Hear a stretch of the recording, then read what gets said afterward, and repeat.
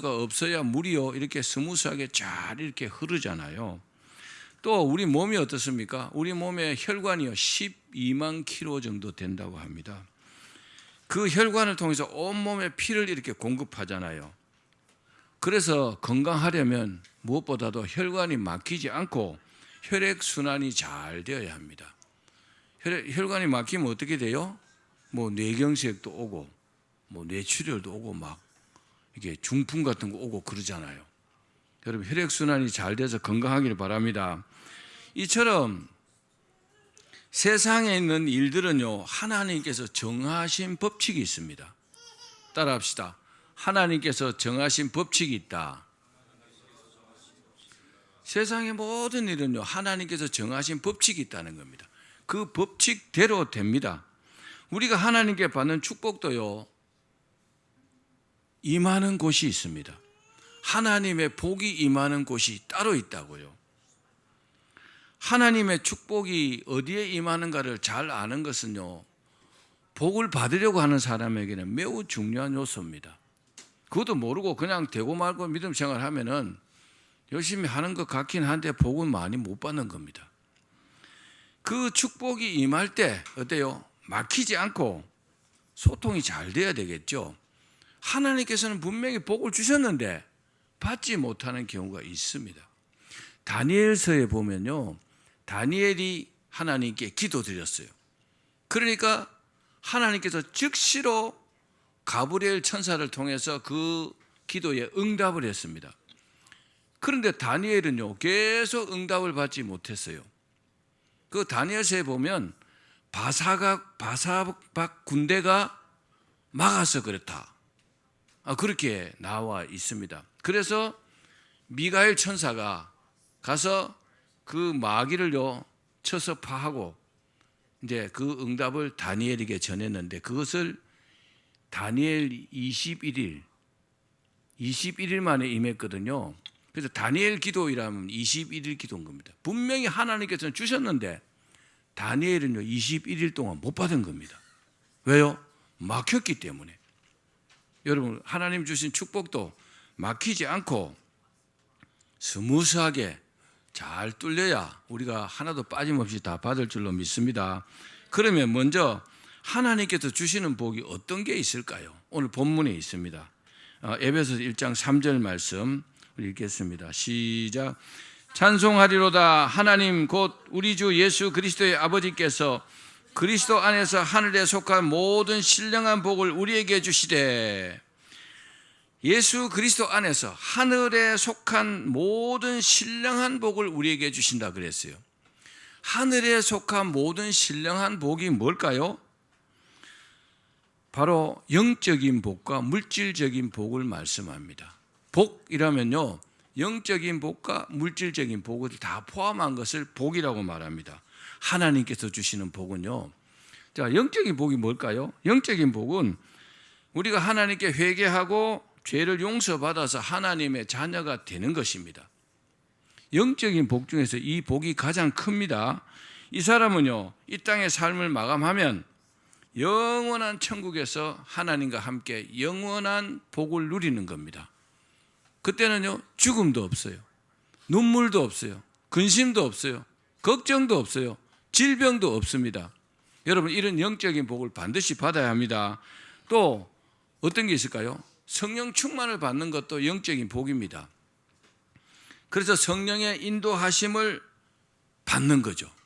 이것도요 굉장한 영적인 축복입니다. 그리고 우리가 하나님께 기도드리면 응답받는 것도 영적인 복입니다. 그 외에도 뭐 하나님의 뜻을 분별한다든지 하나님께서 주신 꿈을 꾼다든지 환상을 본다든지 영분별을 하고 방언을 한다든지 평안한 마음을 주시는 것도 영적인 복입니다. 여러분 이런 복으로 충만하기를 바랍니다. 그리고 육체적인 복은 뭘까요? 영적인 복과 육체적인 복을 준다고 그랬는데 육체적인 복은 이 세상에 살 때에 필요한 물질 그리고 좋은 환경을 말합니다. 여러분 물질이 필요하시죠? 물질이 필요하시죠? 아멘 해야 받습니다. 물질이 필요하시죠? 살아갈 때 반드시 물질이 필요합니다. 근데 그 물질을 뭐 여러 가지 직업이나 사업을 통해서 받는 것 같지만 사실은요, 하나님께서 주시는 겁니다. 우리는요, 하나님의 사람들이기 때문에 그렇습니다. 이런 물질적인 복과 또 좋은 환경의 복을 하나님께서 주십니다. 이게요, 물질의 복입니다. 그리고 예를 들어 볼까요? 예를 들면 자기 직장에서 승승장구하는 것도 물질의 복입니다. 또 불경기와 상관없이 사업이 아주 번창합니다. 이것도요, 물질적인 복입니다. 그리고 자녀들에게 지혜와 명철을 주시는 것도 물질적인 복입니다. 그리고 또 건강케 해주시는 것도 물질적인 복입니다. 여러분, 이런 복으로 충만하기를 바랍니다. 그러면 하나님께서 복을 어떻게 주실까요? 어떻게 하나님께서 우리에게 복을 주실까요? 여기서 뭐 다 이렇게 말씀드릴 수는 없지만 먼저 말씀드릴 것은 하나님의 축복은요, 하나님께서 보시기에 복받을 사람에게 주십니다. 따라합시다. 복받을 사람에게 주신다. 그렇잖아요, 그죠? 김용기 장로님이라고 있어요. 그분이 어떻게 하면 복을 받습니까? 그러니까 복받을 짓을 하면 복을 받는다 이렇게 말했어요. 어떤 책에 보니 그렇게 써놨더라고요. 그렇잖아요, 이치가. 내가 정말 하나님 기뻐하는 그런 사람이다, 또 그런 행동을 한다, 그럼 당연히 복받겠죠. 그런데 그와 반대로 행동하고 그와 반대가 되면은 복은 고사하고 저주받지 않으면 다행이겠죠. 주시는 방법은 다양하죠. 복을 주시는 방법은. 그런데 대체로 우리가 하나님의 말씀을 받을 때 복을 받습니다. 우리가 예배 시간에 설교를 듣게 되죠. 설교를 들을 때나 자기 자신이 성경의 말씀을 읽고 묵상할 때, 그때 말씀을 통해서 하나님께서 우리에게 복을 주시는 겁니다. 예를 들어 볼까요? 자, 예배 시간에 설교 말씀을 들으면 어떤 사람은요, 그 말씀에 감동을 받고 은혜를 받습니다. 막 가슴이 찌릿찌릿해요. 가슴이 쿵닥쿵닥해요. 막 마음이 뜨거워집니다. 그렇게 감동을 받고 은혜를 받을 때 어떻습니까? 감사한 마음이 들기도 하죠. 때로는요, 회개가 되기도 합니다. 때로는요, 눈물이 나기도 합니다. 그런 사람은 하나님의 말씀을 통해서 그 순간에요, 하나님의 축복이 임한 겁니다. 아멘. 그래서요, 여러분 설교를 열심히 들어야 돼요. 이것을요, 로고스라 하지 않습니다. 로고스는 하나님의 기록된 말씀을 말하는 겁니다. 근데 로고스라 하지 않고 레마라 합니다. 레마는 뭡니까? 내게 임한 하나님의 말씀. 성경 말씀 로고스를 읽죠. 근데 레마가 내 속에 들어와요. 그러므로 하나님의 말씀이 선포될 때 집중해서 듣고, 그리고요, 아멘으로 화답해야 합니다. 또 살아계신 하나님을 믿고 간절히 기도 드릴 때 하나님께서 복을 주십니다. 여러분, 정말 여러분들이 복 받기를 원한다면요, 어떻게 복 받는가 연구를 많이 하셔야 돼요. 하나님께서 32,500가지 약속의 말씀을 주셨어요. 그거 다 무시하면 안 되는 거죠. 하나하나가 소중한 말씀이죠. 정말 여러분 복 받기를 원하십니까? 그러면요, 어떻게 복을 주시는지, 내가 어떻게 복을 받는지 연구하셔야 돼요. 거기에 초점을 맞추는 것이요, 훨씬 더 빨리 복을 받습니다. 그런데 하나님 말씀을 이러하지만 난 나대로 살면요, 어렵습니다. 왜요? 하나님의 말씀은요, 1.1핵도 변치 않고 반드시 이루어지기 때문에 그렇습니다. 그러면 구체적으로 하나님의 축복이 어디에 임할까요? 하나님의 축복이 임하는 곳이 있습니다. 첫 번째는 따라합시다. 하나님께 복을 받은 사람에게 임하신다. 사람이 많이 있어도요, 하나님께 복 받은 사람이 있어요. 그 사람에게 복이 임하잖아요. 맞죠? 자, 우리 성경을 읽어봅시다. 창세기 1장 27절 28절 말씀 시작. 하나님이 자기 형상 곧 하나님의 형상대로 사람을 창조하시되 남자와 여자를 창조하시고 하나님이 그들에게 복을 주시며 하나님이 그들에게 이르시되 생육하고 번성하여 땅에 충만하라. 땅을 정복하라. 바다의 물고기와 하늘의 새와 땅에 움직이는 모든 생물을 다스리라 하시니라. 아멘. 그렇습니다. 하나님의 사람들은요, 하나님께서 그 사람을 지으실 때 이 세상에는 모든 것을 다스리고 또 번성케 하는 복을 받고 태어났습니다. 한번 따라 하시겠어요? 나는 하나님께 복을 받고 태어났다. 틀림없는 사실입니다. 하나님께서 우리를 하나님의 자녀 삼아 주셨고 지으실 때 우리에게요, 하나님께 주신 복을 받고 태어나게 하셨습니다. 그렇기 때문에 하나님께 주신 복을 받으려면 우리가 한 가지를 해야 합니다. 그게 뭘까요? 하나님과 원수가 되지 말아야 합니다. 원수를 여러분 축복하지는 않죠.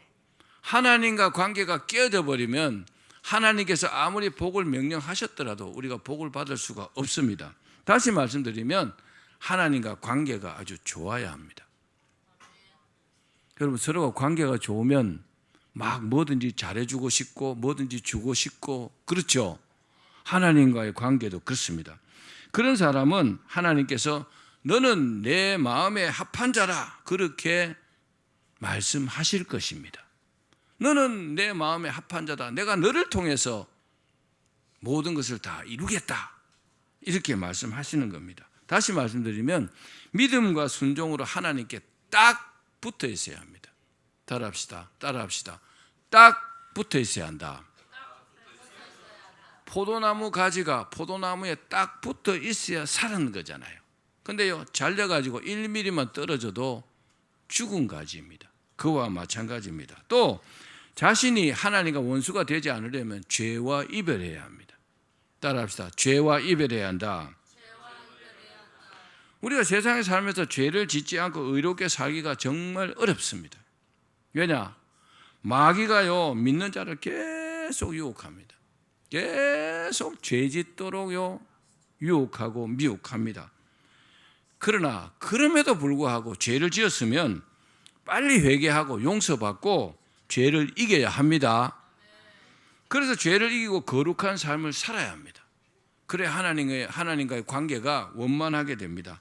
또 하나님께 우리가 부름받았다는 사실을 잊지 마시고 주신 사명을 잘 감당해야 합니다. 따라합시다. 내가 할 일은 내가 해야 한다. 특별히 복음 전하는 일을 게을리하지 말아야 합니다. 저도 지나간 시간들을 이렇게 돌아보면 정말 전도를 많이 했을 때가 있었잖아요. 한 주에 막 12명씩도 전도하고 이랬는데 정말 그때가 행복했던 것 같아요. 마음이 평안하고 정말 하나님께서 기뻐하시는 것이요, 이렇게 제 마음에 느껴질 만큼 그랬던 것 같아요. 하나님께서는요, 복음을 전하는 자를 언제든지 기뻐하십니다. 왜냐하면은 하나님은요, 한 사람도 지옥 가기를 원치 않기 때문에 그렇습니다. 여러분, 하나님께서 원하시는 삶을 살아서 하나님께 인정받기를 바랍니다. 그러면요, 복 받는 것은 별로 어렵지 않습니다. 사랑하는 여러분, 당장은요, 의인이 고난받는 것 같고 불의한 자가 득세하는 것 같죠? 그러나 결국은요, 의인의 길이 형통하라는 것을 믿으시길 바랍니다. 하나님께서 가장 기뻐하는 사람은 누구냐? 성령 충만한 사람입니다. 성령 충만을 항상 유지하면 그 사람은요, 언제나 성령께서 인도해 주십니다. 항상 이렇게 가르쳐 주십니다. 무슨 일이든지 말입니다. 이 사람은 하나님께서 지시하는 대로 살기 때문에 최고의 복을 받은 것입니다. 아무리 세상에 사람이 많아도 하나님께서 인정하시는 사람은 따로 있습니다. 그 사람이 누굴까요? 하나님의 마음에 합한 사람, 성령 충만한 사람입니다. 자, 두 번째, 하나님께서 가정을 통해서 복을 주십니다. 따라합시다. 가정을 통해서 복을 주신다. 자, 가족들이 가정을 이루잖아요. 그죠? 그렇기 때문에 가족 한 사람 한 사람이 이렇게 생각해야 됩니다. 자기 혼자라는 생각을 버려야 합니다. 가정 안에서 내가 독불장군이다, 그렇게 생각하면 안 됩니다. 가족 모두가 믿음 안에서 하나님을 기쁘게 섬기면 그 가정은요 당연히 복을 받습니다. 여러분들이 그렇게 되기를 바랍니다. 그러므로 가정 안에서 내가 하나님의 축복의 걸림돌이 되지 말아야 합니다. 나 때문에 우리 가정을 하나님께서 기뻐하시지 않는다. 그러면 안 되겠죠. 그래서 가족 모두가 잘해야 합니다. 그래서 가족이 서로 배려하면서 사랑하면서 그렇게 살아야 합니다. 또 자신의 가족을요 존중해야 합니다. 내 자식이라고 내 마음대로 할 수 있는 것 아닙니다. 내 자식이라도 하나님께서 나를 통해서 주신 자식이기 때문에 하나님의 자녀입니다. 하나님께서 나를 통해서 양육하라고 하셨지만 내 자녀도 되지만 하나님의 자녀입니다. 그래서 존중해야 합니다. 가족을 존중하고 서로 사랑하고 배려해야 합니다. 사랑하는 여러분, 가족 모두가 복받기를 원하시죠? 그렇다면 가족 모두가 복을 받을 수 있도록 믿음과 사랑으로 서로 협조하기를 바랍니다. 세 번째는 하나님의 축복은 따라합시다. 교회를 통하여 임하신다. 교회는 하나님께서 특별히 임재하시는 거룩한 장소입니다. 교회가요 같은 건물 안에 다른 여러 가지 있어도 다른 것과는 전혀 다릅니다. 왜냐? 구약 성경에 보면 하나님께서 백성들을 만나시기 위해서 성막을 지으라고 하셨습니다. 따로 길이가 얼마, 높이는 얼마 이렇게 저렇게 그렇게 지으라고 하셨습니다. 그 성막이 지금은 교회입니다. 그래서 교회에 딱 들어오시면 좀 경건한 마음을 가지셔야 합니다. 앉아서 먼저 기도부터 하고, 왜요? 세상 속에 살면서 실수한 것, 죄 지은 것 이런 거 회개해야 합니다. 기도하는 것이 가장 우선입니다. 그리고 교회 와서 예배를 드립니다. 교회에서 드리는 예배는 우리가요 하나님께 나아가는 시간입니다. 왜요? 교회에 하나님께서 임재하시기 때문에 이 시간에 뭘 드려야 합니까? 내 마음과 정성을 드려야 합니다. 그리고 시간과 물질을 드려야 합니다. 그리고 기도와 찬송도 드려야 합니다. 여러분, 교회는 하나님께 드리는 곳입니다. 예배를 드리잖아요. 그렇죠? 예배 본다, 그거 틀리는 말이에요. 예배를 하나님께 드리는 겁니다. 나 자신을요 하나님께 드리는 곳이 바로 교회입니다. 굉장히 중요합니다. 여러분, 이런 원리를요 잘 아셔야 합니다. 그러면 예배를 받으신 하나님께서 뭐 하실까요? 우리에게 은혜와 복을 베풀어 주시는 것입니다. 중요한 것은 내가 교회를 잘 섬겨야 한다는 겁니다. 따라합시다. 내가 잘 섬겨야 한다. 교회를 잘 섬기는 것이요 하나님을 섬기는 것입니다. 왜요? 교회는 하나님께서 세우신 기관이잖아요. 교회를 관리하는 목회자도 있고 성도들도 있고 나름대로의 예배 드리는 룰도 있고 그렇잖아요. 그래서 교회를 잘 섬기는 것이 하나님을 잘 섬기는 것입니다. 그래서 우리가 교회를 위해서 뭘 해야 되느냐? 기도해야 합니다. 또 헌금도 해야 합니다. 봉사도 해야 합니다. 헌신도 해야 합니다. 그런 사람들에게 하나님께서 복을 내리시는 겁니다. 하나님께서 세우신 은성교회를 통해서 하나님께서 우리 성도들을 축복하십니다. 그래서 저부터 뭐 해야 돼요? 하나님을 두려워하고 성령 충만해야 합니다. 하나님의 뜻대로 내가 하기 위해서요 정말 기도하고 애를 써야 합니다. 저는 우리 교회에서요 제가 가장 중요하다고 생각합니다. 제가 흔들려버리고 제가 마음대로 해버리면 하나님 우리 교회를 축복하지 않습니다. 그러나 우리 성도들도 한 마음으로 교회를 위해서 섬기고 기도해야 합니다. 솔로몬이 성전을 완공하고 하나님께 예배드리며 기도를 드렸습니다. 그때 하나님께서 이렇게 응답하셨어요. 우리 역대하 7장 11절에서 16절 말씀 같이 읽겠습니다. 시작. 솔로몬이 여호와의 전과 왕궁을 건축을 마치고 솔로몬의 심중에 여호와의 정과 자기의 궁궐에 그가 이루고자 한 것을 다 형통하게 이루니라.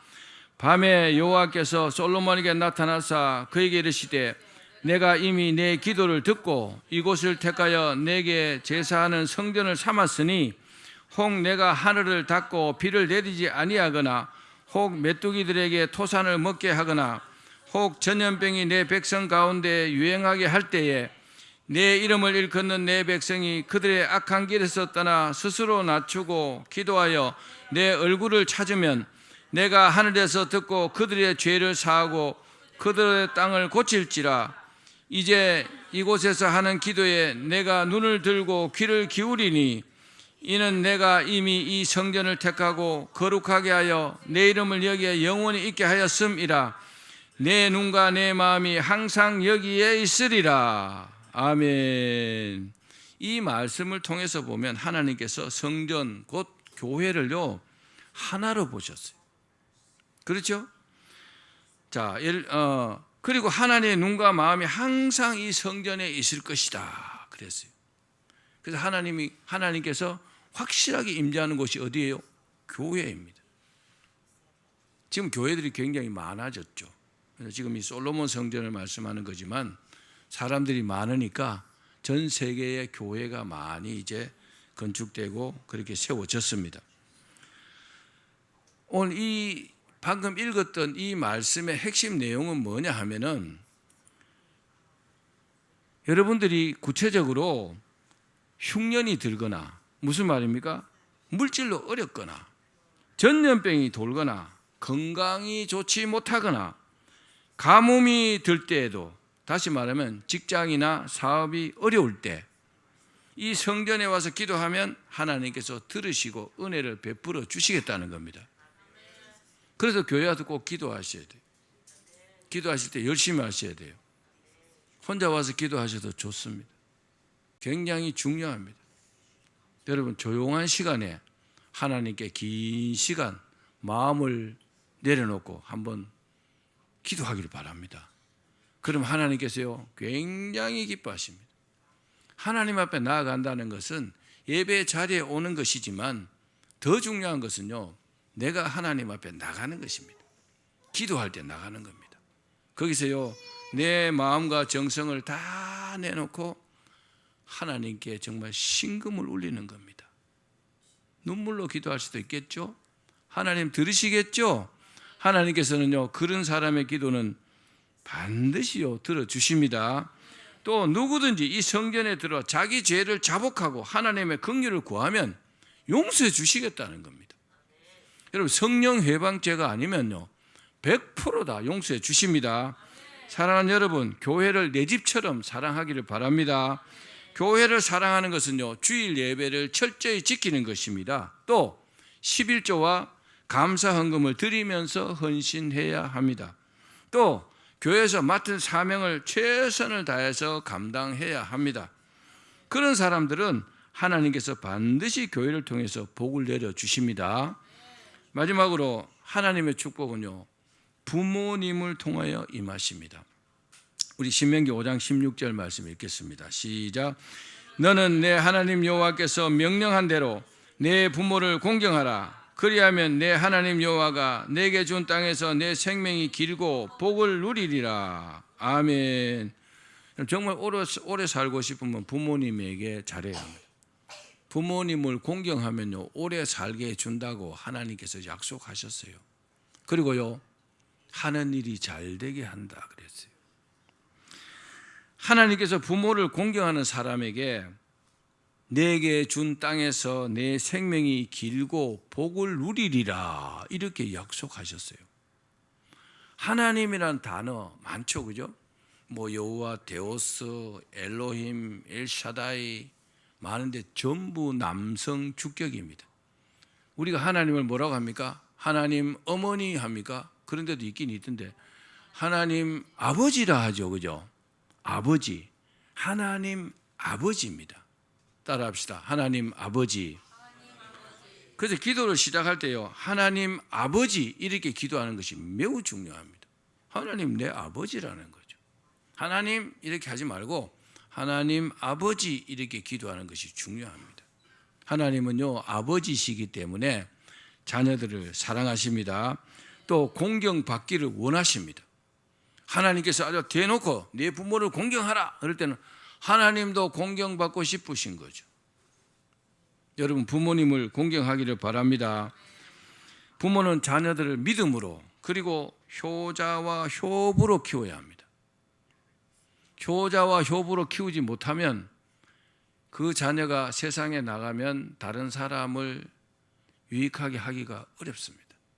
자기 부모도 공격하지 않는데 다른 세상 사람들을 공경하고 존중할까요?